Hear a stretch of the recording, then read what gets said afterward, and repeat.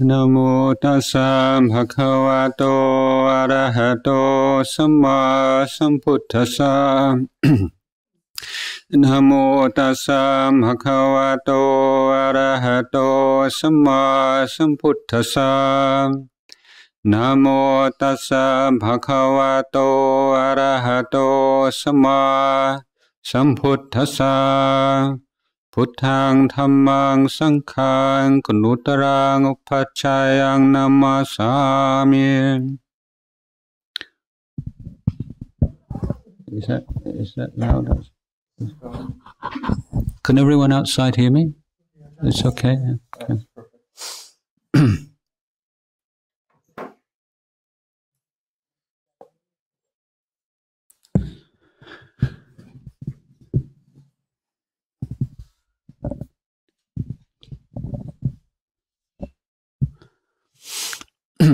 Today is a unique day, a very much overused word, but it is a unique day in my monastic career. It's the first time in 35 years that I've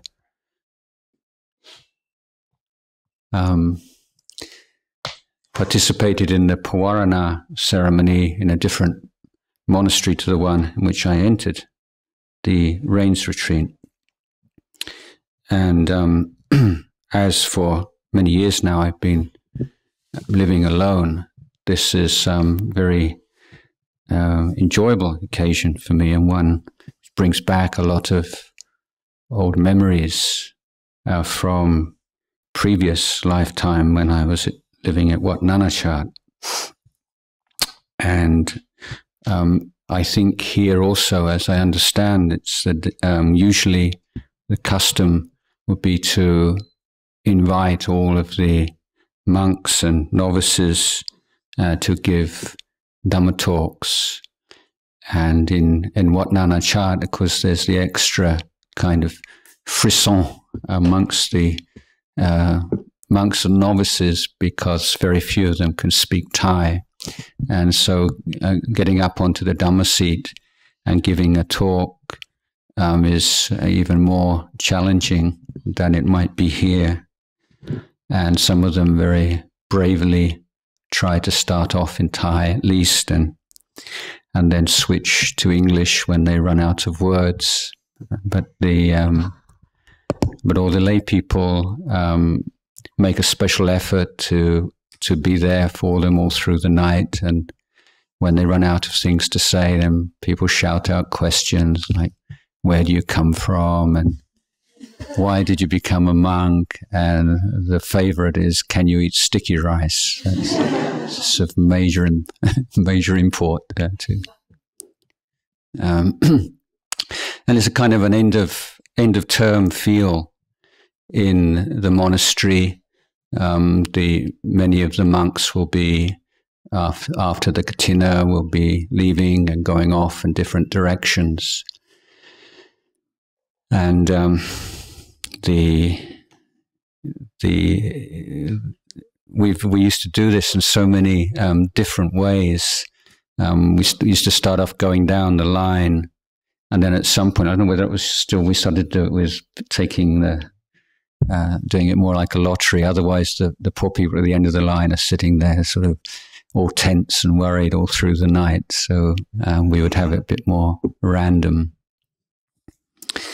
And my first pansa as a monk in 1980, I was staying in a little monastery out in the countryside, and there were a number of teenage novices there, and they were all very keyed up, because for most of them were from the local village, and they knew their mums were going to be there as well, and often their dads. And one of my first memories of these Wat Pansa nights was of this little novice who'd spent at least 2 weeks, hours a day on his Jongkrom path, memorizing the whole of an Ajahn Mahabua Desana. And I don't know if you know, Ajahn Mahabua is the most fierce of all the forest Ajahns. And this little boy of about 11 years old, you know, sort of skinny and tiny. And so it came his time, and he got up onto the Dhamma seat at a tamat, and it was like his voice dropped 2 octaves, and it just, he metamorphosed into like a miniature Ajahn Mahabua, and he had all the gestures, and you know, it was really, and he spoke really fast, and he was going, and then he got to that point, you know, about 15 minutes in, when suddenly he stopped and he froze, you know, and he looked around him, you know, it's like a sort of a kryptonite lizard had jumped on his shoulder or something, and he couldn't, and then he looked down and he saw his mum, and he started to cry. And there was the tears, and he got down from it. So that was the most memorable of my. And then I've jumped forward a few years, another Thai monastery, and a friend of mine, same reigns as me, Thai monk, and he was also. You get like 3 and 4, 5 years as a monk. A lot of monks just get that they just want to give talks, they want to teach, you know. So you try to stop them doing that, but then like the night of Ork Pansara is when they get their chance, and he'd been same thing, walking meditation and preparing and you know, a really big thing for him.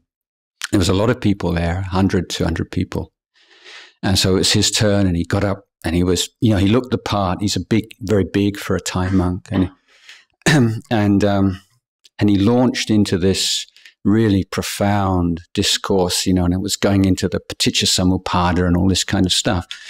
And he was so bound up with it. Unfortunately, he had a bit of a cold, and so he was giving all this Dhamma, it's really high Dhamma, and quite unconsciously he was, and so the next leg of the Paticca Samuppada is like this,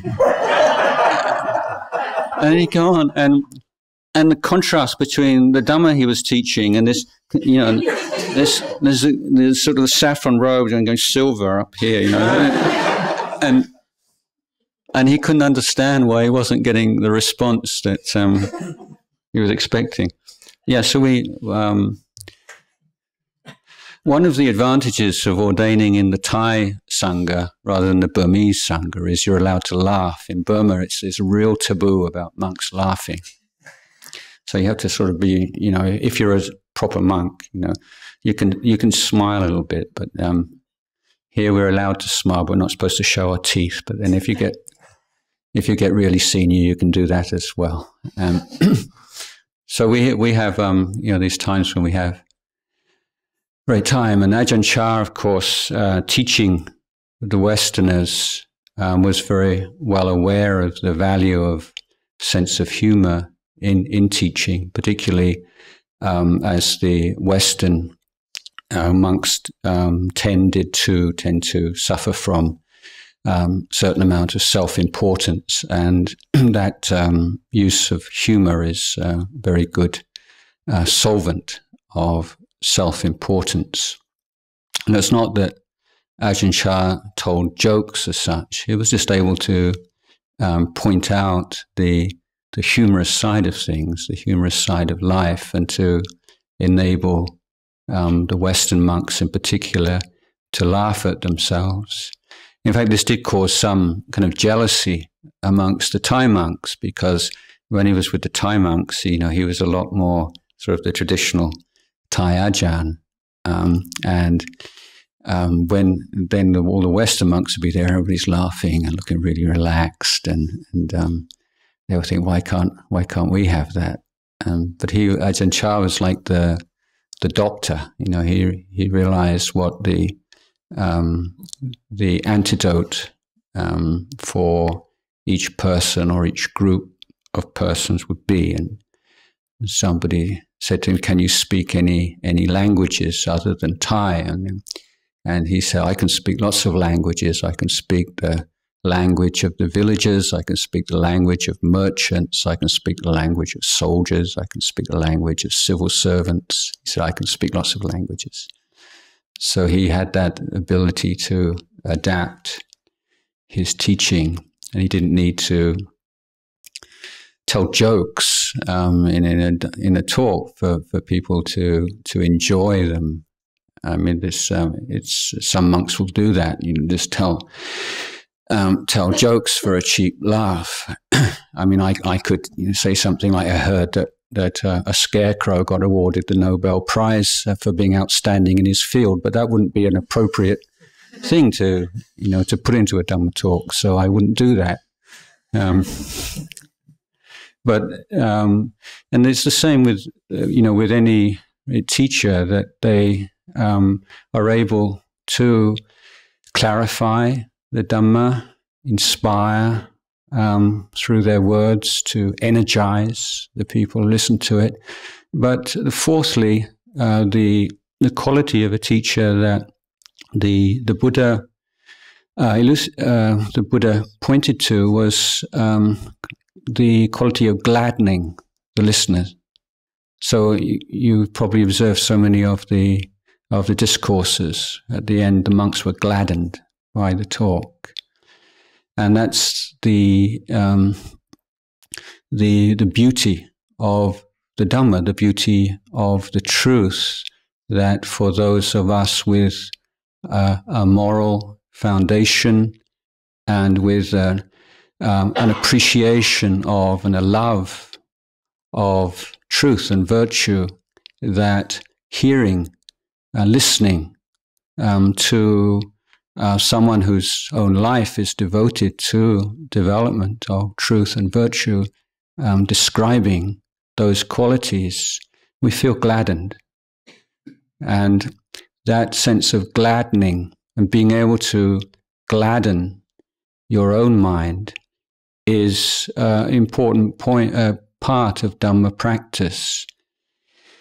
The listening to the Dhamma and being gladdened by the Dhamma of great teachers is a wonderful thing.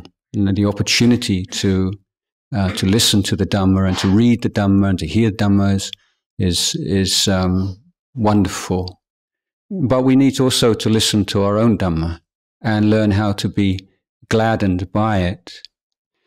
And the meditation techniques which employ discursive thought in a disciplined way are very effective means of gladdening the mind. The practice of meditation really takes off with the abandonment of the hindrances, and the quality of mind that is prominent in one who goes beyond the hindrances is pamoja, or the sense of intense well-being, and that matures into piti, bliss. But pamoja is a good start. So whatever meditation technique you use, it has to go through this path of pamoja, well-being. And sometimes plugging away at the mindfulness of breathing is unable to produce that pamoja. And so we can bring to mind certain truths and perceptions which can very swiftly and effectively produce that feeling. One is the reflections which come under the umbrella term of jakanusati. It's the recollection of jaka, of goodness, and the acts of kindness and generosity and renunciation and sacrifice that you have performed in your life. And I think there is an admirable sense of modesty in most meditators, and a fear of getting puffed up or thinking we're special. But that's often taken too far. And we don't rejoice in the goodness in our lives as much as we should or could. And the willingness and effort to rejoice in our goodness is not a means of repressing or denying the defilements in our heart. It's not taking an overly sunny view of our mind, but we do have this resource within us, which I feel is very much underused. So if we cast our mind back to any occasion in which we have given something without expectation of reward, it's very apparent that we feel an immediate sense of uplift and well-being, even though that particular act may not have been particularly significant or anything that we might think particularly special in a worldly sense. But even if it took place 5 years ago, 10 years ago, 20 years ago, the moment we recollect in tranquility that goodness and that virtue, the mind is uplifted, the sense of well-being is produced, and the suppression of the hindrances can take place. The reflection, recollection of sila is similarly powerful. If we keep all 5 precepts well, and we keep them not because we're afraid of some punishment, not out of desire for some heavenly rebirth, but we keep them because we recognize that they form the most effective and maturing kind of training and education of our conduct, one which creates a sense of trust, harmony, safety, mutual respect in our families and communities, and one which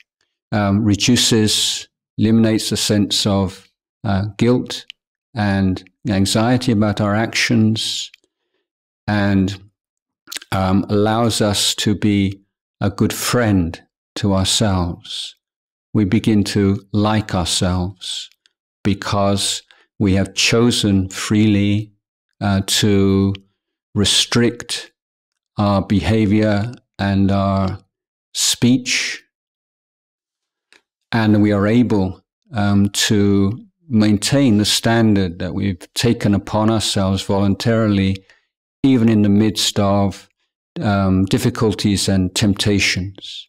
So that sense of self-confidence that comes from being able to maintain a standard of conduct independently of surroundings.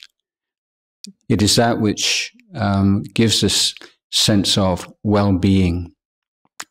And I think in America, you have these great, really good external aids to keeping the 5 precepts. Every time you cross the road, you have these red hands saying, keep the 5 precepts, like this. So remember that every time you cross the road, remember that's a reminder of the precepts. And keeping them and recollecting them and rejoicing in sila, good sila. This is something which produces this sense of well-being and happiness. So in meditation practice, when we see that the going beyond the 5 hindrances is the first preliminary goal, then the whole discussion and the distinctions and arguments about samatha and vipassana, I think, fade into insignificance, because if you, for instance, if you're applying your mind to a meditation object, and your mind is really disturbed, and you look at the causes for that disturbance, and you see that your inability to focus on the meditation object is the result of some careless, harmful speech. So you conclude from that, well, yes, there is a real connection between the care and attention that I put into my daily life and the way that I relate to the people around me and my experience in meditation. So that's wisdom, isn't it? That's a wisdom that has arisen, understanding that has arisen through the effort to concentrate or to focus upon an object. So we can say that there's the samatha aspect and the vipassana aspect, or the cooling and the wisdom aspect there together. Similarly, if the mind does put down all of its obsessions and preoccupations temporarily, and experience a state of clear, bright tranquility, then coming out of that state, then and reflecting on the experience of that state, then one's attitude to worldly pleasures changes. We've all paid lip service to, we've all heard since we were children that true happiness lies within. But nobody really believes it. Not until you've experienced it. You can't believe it really. When it comes to the crunch, you go for the easy pleasure. But when you've experienced that inner peace and the happiness, the refined and sublime happiness, then the normal pleasures of life seem much less attractive. It's not that you want to give them up altogether, or you're indifferent to them, but they're not so compelling. You don't have that same kind of neediness. You don't have that sense that you must have these things or else, or they're not so strong that you're willing to harm others or yourself in your pursuit of them. So this is a life-changing experience. So is it samatha or is it vipassana? If your whole value system is changing, your goals, your way of life is changing through an internal experience during meditation, do we call that peace or wisdom? Or, as Ajahn Jayasaro said, it's just called Dhamma practice. It's the Dhamma. And we don't have to make those hard and fast distinctions. Because sometimes you look at your mind and you say, what does my mind need right now? And sometimes it wants to think. And you put your mind on your breath, it rebels. It just doesn't want that. And you say, okay, fair enough. I'll employ one of the meditation techniques which use thinking. You want to think, you can think, but you have to think about these things in this order, in a disciplined way. And when you think in that way, then the agitation of the mind reduces and passes away. And then you can, if you wish, return to the breath or the object that you usually employ. I have a meditation tip or technique. I think that is good fun. So this is a kind of fun night. So I'll tell you a fun meditation. Some of you, probably a few of you, know there's a very well-known BBC radio program. So maybe here you don't know it, but it's called Just a Minute. And Just a Minute features various articulate guests who are given the task of talking for 60 seconds, for 1 minute, without pause, without hesitation on a particular subject. And the moment they pause or repeat themselves or hesitate, then there's a buzzer and someone else takes over. So it's a very fun program. But why I'm telling you this is, often we can get this idea that thought is an enemy, and get very oppressed with thought, or feel like meditation is really hard work and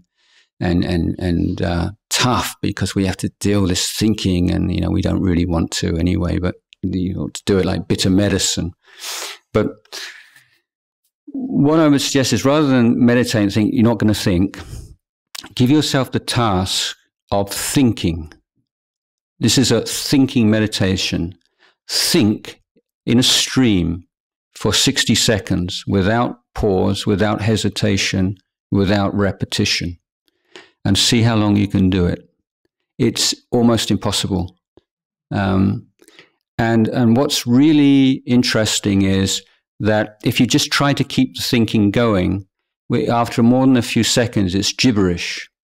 And you have this interesting experience of consciously, intentionally thinking gibberish. So that sense of consciously thinking, is something which appears so much like self. It's so much like who I am. But you're thinking with this strong sense of, this is me thinking, but the content of what you're thinking is utter rubbish. And it's something you should try. It's really to have some perspective on thinking, and to realize to what extent how, when we are thinking in ways which we think are more rational, are probably not much different from that, in fact. Now, the practice of Dhamma is not to be restricted, of course, to posture. But if that's the case, then what is the overall kind of structure or approach to Dhamma practice that would include all of our experiences in daily life? And I believe that that a very useful structure is one given by the Buddha himself, and it's the 4 right efforts.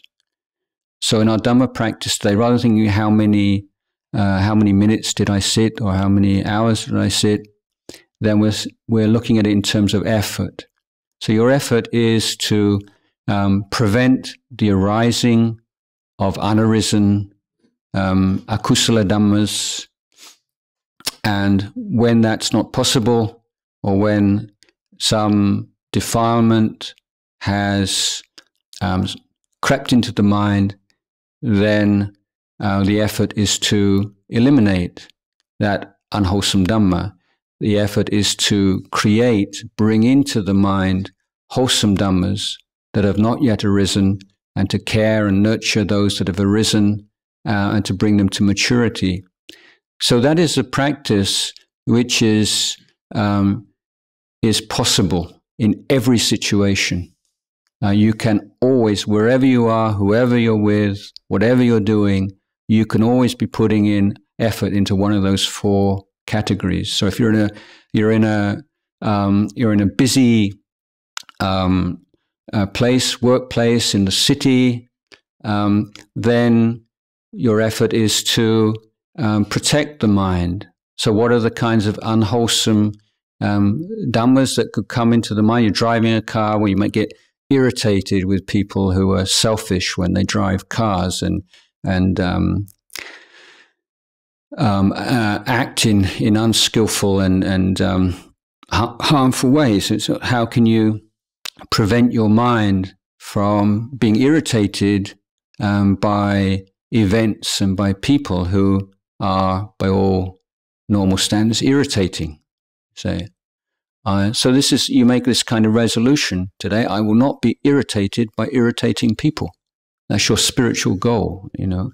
Or you go into a meeting, and you know there's this man or this woman in this meeting, and they're really obnoxious. They're so aggressive and overbearing, and this and that, and you lose your cool with them every time. You tell yourself you won't. This is your goal. This is your Dhamma practice today. How can I use my mind? What kind of reflections, what kind of practice will protect my mind from aversion? Or you're in a shopping mall, and then how can I protect my mind from greed and from... it becomes a game and a sport and an interest, but you can't just be mindful. You have to be mindful of something. You have to recollect something, and clarifying before the case, before the event. This is the work of sampajanya, which works together with mindfulness. You're clarifying, what exactly do you want to be doing in this particular situation? What are the dangers? What are the unwholesome dhammas that usually often occur in this kind of environment? And how can I protect my mind from them in the best way? But given that I may well not be completely successful, what am I going to do if that does occur? What skillful means can I employ? What are the kind of wholesome dhammas can I bring into my mind in this situation? So, and if there are wholesome dhammas there, how can I protect them? So, you know, going into a busy city and say, oh yeah, this is a really good opportunity to practice sense restraint. Yeah. Or when I like in airports, when everybody's rushing around, I like to try to think of specific good things to wish for people, rather than just sort of metta. You know, I see someone who's rushing along, and I think sort of, may you be free from impatience. And then I saw, and somebody else is looking really confused and lost, and sort of, may they find their way home. And then I see a young couple walking along hand in hand, and I say, well, may you not be separated from the happiness you're experiencing. And so it becomes a game. It's a really good fun. You have to be quite quick. You sort of people coming and going, and trying to come up with specific beautiful things to wish for people. And so rather than being frazzled as you go through this busy place, you can really feel refreshed.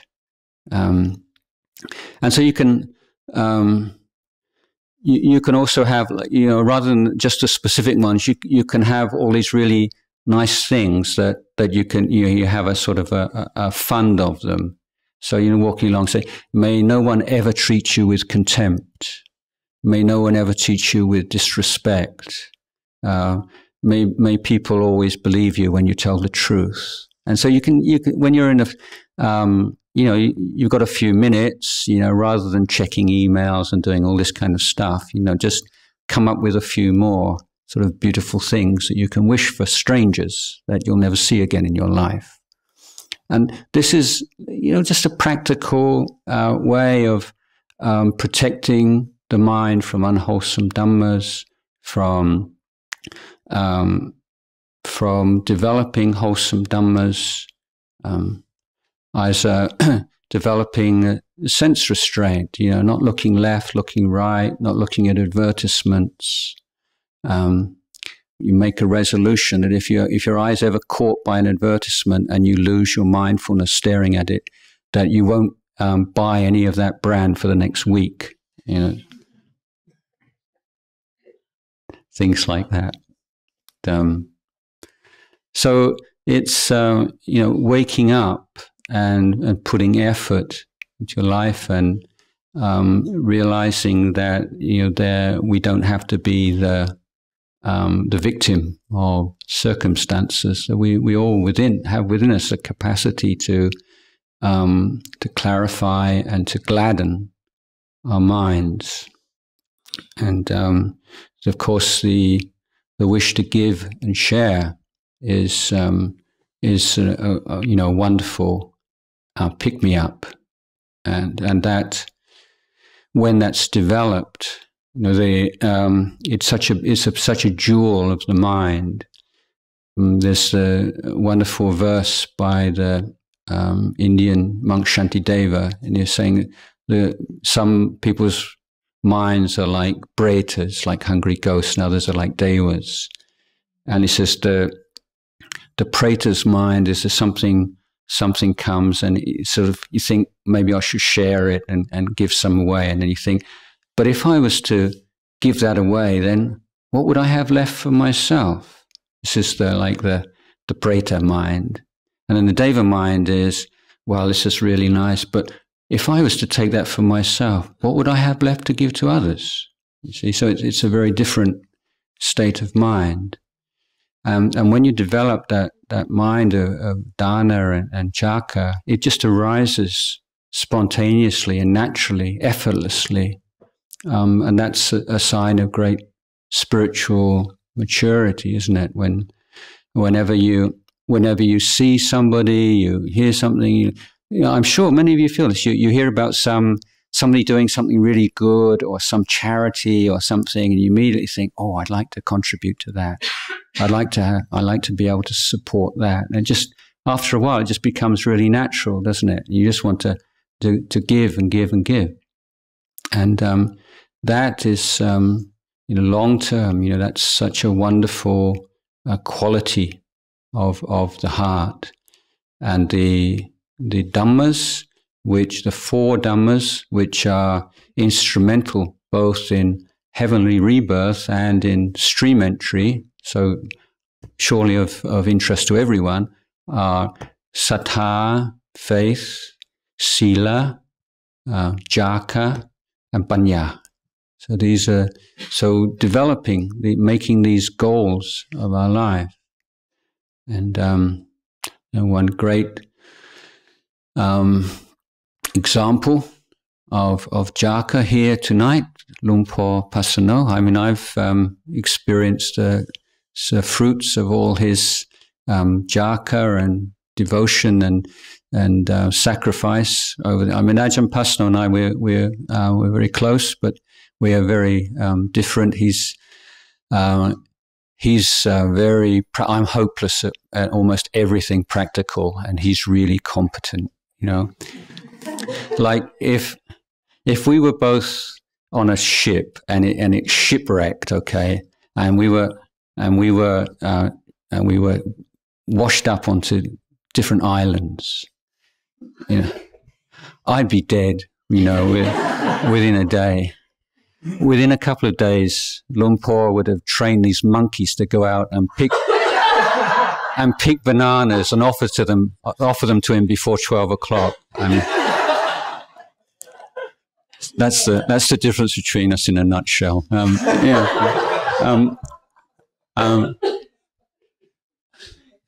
am the foremost monk in the whole Wat Pah Pong tradition at uselessness in building. I'm absolutely incompetent.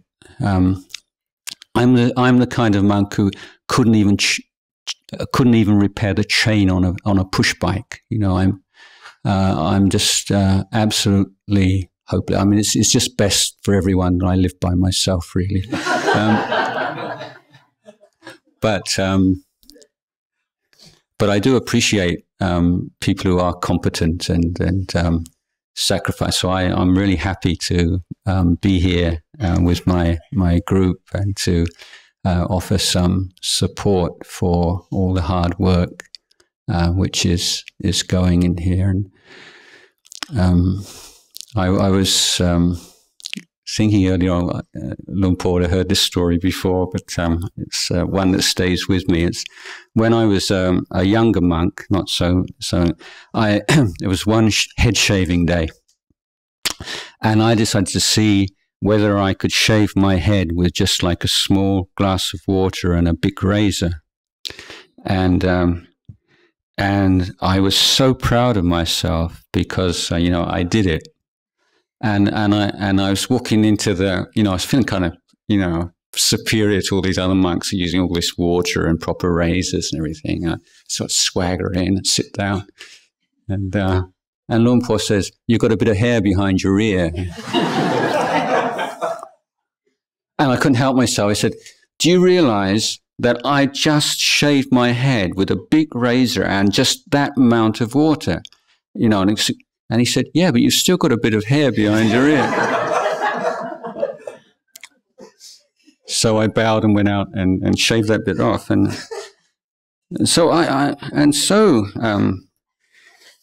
so friends, I got a very important teaching from that. And I mean, that's the way that, you sort of make peace with these kinds of embarrassing events. You try and get a teaching out of it somehow.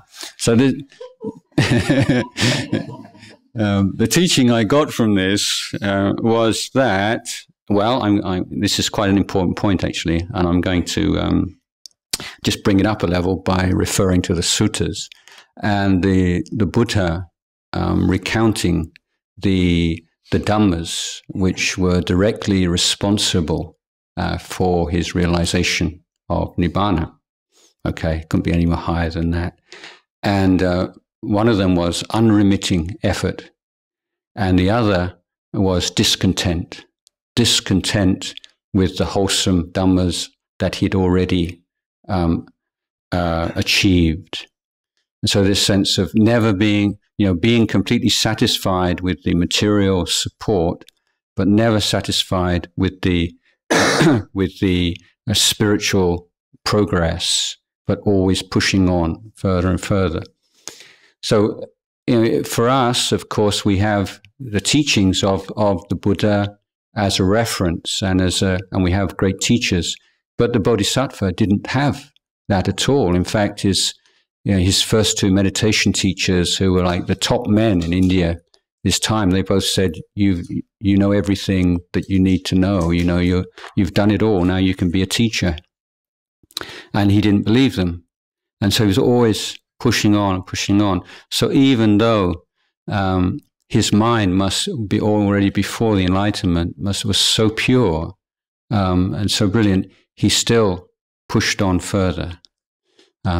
So even though like 99% of your head is shaved, you see, you just got this one little bit behind your ear. You still have you can't just rest on your laurels and be proud of the fact that you've done this good job on your head. Yes, I know it's a bit of a tortured analogy, but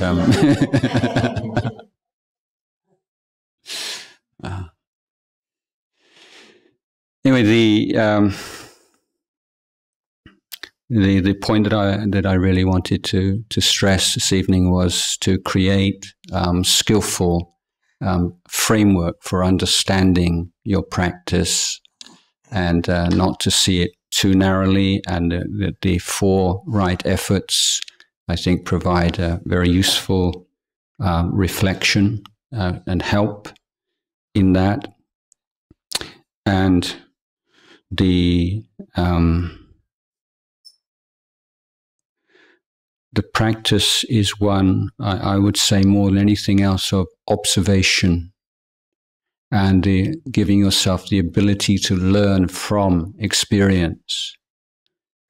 And this is why, not to be I think Puritan, but the problem with the technologies we have these days, and with line. I don't know if in America you have it, like all the Thai people have this line. The thing is that that you're always following the stream of restlessness, and you're never able just to be.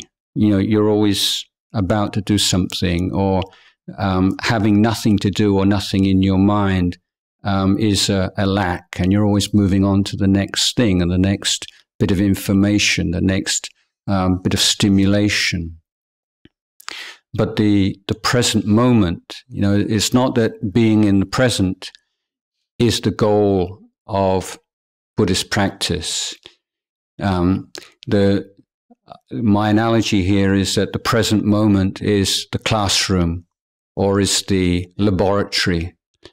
If you want to learn the Four Noble Truths, you have to study the Four Noble Truths as a direct experience, not as a philosophy or a theory. The only place that you can study and learn and experience the Four Noble Truths is the present moment. So if the present moment is a problem, you're always trying to get away from it into the next thing, you're never able to comprehend the noble truth of dukkha and to see its cause. But the moment that you can be clear and bright and wakeful in the present moment, then everything becomes clear and plain. And today is the end of the Rains Retreat, and it's an ending. And we're naturally much more interested in beginnings than endings. But the wisdom comes from opening our minds to endings. And in every day, we experience so many little endings, some pleasant feelings that end, unpleasant feelings that end, neutral feelings that end, they pass away. And often it's the ending of something that there's this can be quite a subtle sense of grief and loss. It's like a very subtle death. And just as in the sort of on the macro level, there's rebirth going on to the next life as long as there's craving. In the same way, in daily life, if we're not awake to this process, the moment there's an ending of something, there's this sense of, what next? What's the number one question of meditators when their mind becomes, what do I do next? What's next? And so we're always looking for the next thing. And we're not aware of the effect of endings. And so being in the present moment, you see, this ends, and it's sad. There's the sadness of ending. And it's through being willing to open the mind to the sadness inherent in our life as human beings, the small little sadnesses that make up a normal daily life. But when we become willing to awaken to that sadness, then we develop a strength and an ability to deal with the major separations in our life. And they don't seem so frightening or desperate or fearful. It's not that they don't affect us, but we feel this is the very same thing that we're seeing moment by moment in our life, just on a bigger scale. It's not something, from somewhere else. It's not alien or strange or completely unexpected. It's the same thing, exactly the same thing. When we're separated from those we love, when we're separated from good health, when we're separated from all that we love and like, it's just the same thing that's going on a very small, subtle level on every day, every minute of our life. So it's not this like this mystic be in the now. It's like when you're in the now, when you're in the present moment, and you're in the present moment with this wise wakefulness, then you begin to observe, and it's not that you're consciously looking for things. The things are coming right there for you to see. Oh, this is how things arise. This is how things pass away. This is what happens when things pass away. This is how we feel. And that restlessness and that sense of lack and loss and wanting the next thing. And when we begin to focus on that, observe it more clearly, then that knowledge stays with us, and we begin to see how it manifests in all areas of our life. So looking and listening. It's the Buddha's great disciples are called the savakas, the listeners. So learning how to listen to your heart. Often it's like we have this voice of wisdom within us, but we don't hear it because we're so tuned in to all this loud noise around us. But when we tune down that loud noise, then often we're surprised at how wise we are. You stop just for a while, and suddenly you realize, yeah, this is really not very, I shouldn't really be doing this. Oh yeah, this is something I should really, where does that come from? It's like it's there already, but you're so hooked into communicating with other people that you've forgotten how to communicate with yourself. And so making that a goal of quietening down all that noise and being present to what's going on with the attitude of the student, the learner. So the Arahant is called the Aseka Pugala, the graduate. And everyone else except for Arahant are still students. There are things that we need to study. There are things that we need to learn. And no one else can do this for us. No matter how much our family members love us, how much they would do for us, the most important things in life we have to do for ourselves. And this is the work that we need to devote ourselves to, and finding that kind of motivation.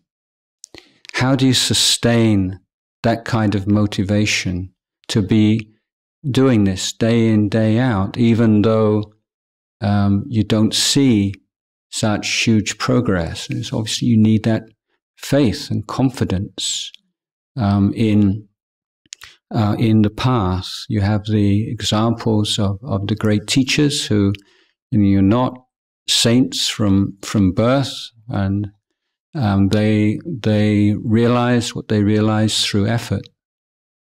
And Ajahn Chah would say this again and again. He said, I started off no different from any of you, but I just kept at it. I was patient. I never gave up. So one of my favorite stories of a monk who's walking on Tudong, and there's an old lady by the side of the road. And he said, Grandma, how long will it take me to get to the mountain? And she ignores him. She's knitting or something. And he says, Grandma, how far will it take me to get to the mountain? And she doesn't say anything. Grandma, 3 times, this Buddhist monk, 3 times. Grandma, how far will it take? She pays no attention. So he's walking on, and then she says, about 3 or 4 days. And he turns back and he said, why didn't you answer when I asked you? He said, well, I had to see how fast you were walking and how determined you were before I could answer.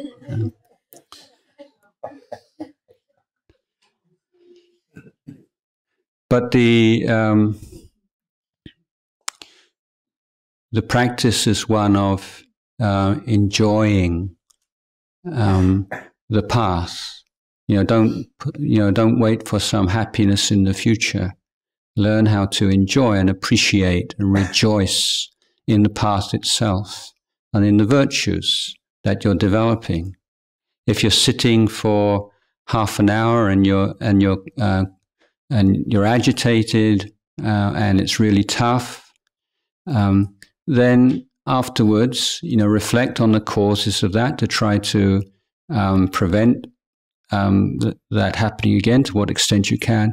But at the same time, just appreciate that's not easy, to sit there for half an hour, even though you're really agitated, and not get up and not make excuses. You've developed a sense of that patient endurance and resilience and not giving up. So there are always qualities that we can be developing and learn to appreciate and to rejoice in them. So I would like to wish all of you the patience and effort and joy in practice and all the results of the practice for your own welfare and for the welfare, happiness of your families and your communities, and for the growth and well-being of all the monastics and lay supporters of this monastery, Dalot Galanadha. Sadhu, sadhu, sadhu.